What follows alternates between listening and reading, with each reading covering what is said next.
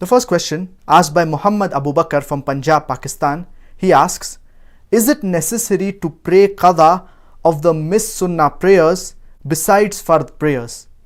A similar question by Nazneen Sultana from Kolkata, India, she asks, do we have to pray Qadha of Tahajjud prayer if we miss?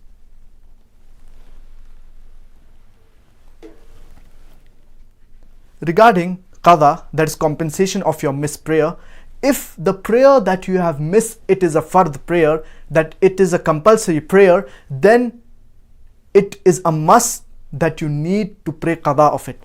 The moment you remember that you have missed the fard prayer, you need to compensate for it immediately. As far as the Sunnah prayer is concerned, the Sunnah can be classified into two categories. The first is Sunnatul Mu'akkada and the second is Sunnah Ghayr al-Mu'akkada. So the Sunnah al-Mu'akkada, it is that Sunnah which the Prophet, peace be upon him, he would offer regularly and he would rarely miss it. The Sunnah Ghayr al-Mu'akkada is that which the Prophet would sometimes miss it and he was not regular while offering it. The Sunnah al-Mu'akkada, the most important is the Qiyamul Layl, that is the Tahajjud and the Witr prayer. This is the most important in the Sunnah al-Mu'akkada. And if you miss this, it is recommended that you offer the Qadha. So the Sunnah al-Mu'akkada, if you miss it, it is recommended that you offer Qadha of the Sunnah al-Mu'akkada. The second, among the most important in the Sunnah al-Mu'akkada, it is the Sunnah of Fajr prayer. The Sunnah before the 2 rakah of Fajr obligatory prayer. This is very important. And our beloved Prophet Muhammad, peace be upon him, he said that the Sunnah of the Fajr prayer, it is better than the world and the wealth in it. This is how important the Sunnah of the Fajr prayer is. If you miss the Sunnah of the Fajr prayer, you can offer it after the Fard prayer. Even though there is a hadith of our beloved Prophet Muhammad, peace be upon him, wherein he said that there is no prayer after the Fajr prayer until the sun rises. But this is an exception, because the Fajr prayer, it is very important.